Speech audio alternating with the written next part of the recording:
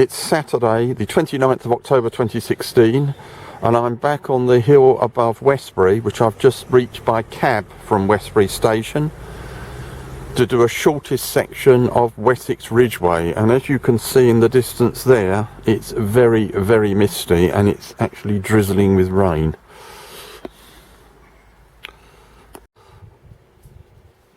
The wide path winding along the top, with zero views really.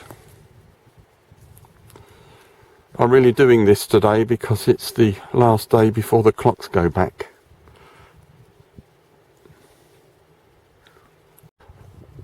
This point Wessex Ridgeway turns right, and this is first section is a repeat of the end of the last walk I did along Wessex Ridgeway. This is the fork in the path where last time I left Wessex Ridgeway and forked right down to go into Westbury. This time I'm forking left to continue along Wessex Ridgeway. And there's the evidence that we're on Wessex Ridgeway.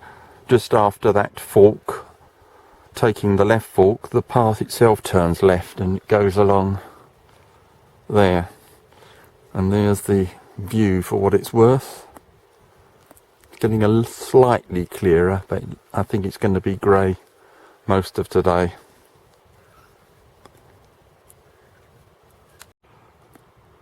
Still heading along this narrow path on a ridge. Some decent autumn colours in the distance there. The path enters this beautiful strip of woodland. Still in the woodland.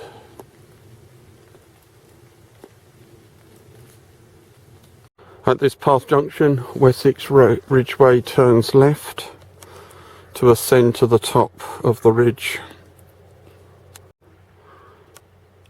As you can see, the path ascends reasonably steeply, but it's not too bad. At the top, we turn right along this wide path, and there's one of those signs again. And there's the clear way ahead.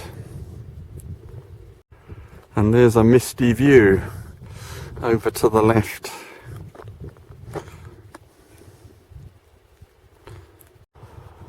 We now turn left off the wide path, downhill along this grassy path. And as you can see, it's Wessex Ridgeway.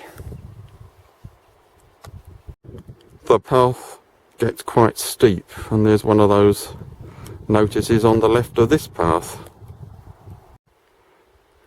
As you can see, the path ascends the other side of the hollow. Quite an impressive view looking back along the path I've just followed.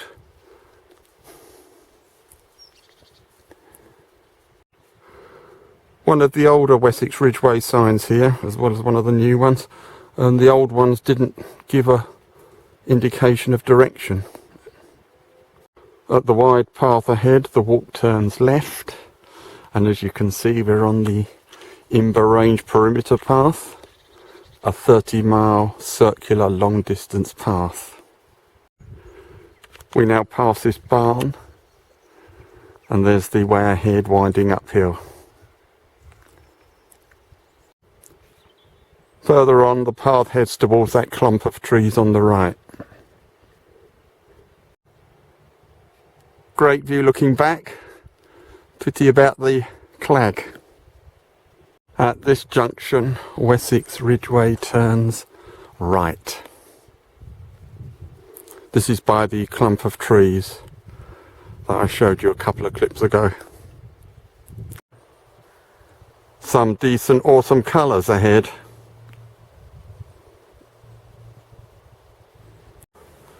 The way bears to the right beyond those trees and continues along here with a hedge on the left. View over to the left further on in the mist. Not really much point, I don't suppose. And there's the path ahead. We're going beside a golf course now. Wessex Ridgeway now heads along the edge of this golf course. There's a fence on the left. The path now goes round the end of this deep dry valley. There's the path, it bears left round with the top of the valley. There's a view across the valley now on the left, but this isn't really the weather for videoing views. There's the path ahead. The path narrows and becomes wooded as it descends towards a road. We now come to a road on the edge of Warminster. At this point I'm going to leave Wessex Ridgeway because the weather's so rotten. And there's a couple of hill forts on the next bit, and I think I'd rather see those in clearer weather. I'm going to take this path on the right, hopefully, to get towards Warminster station. The path off that road bears right, and there's a view over Warminster. Don't forget we've left Wessex Ridgeway here. And now at Warminster station, and the end of today's walk along Wessex Ridgeway.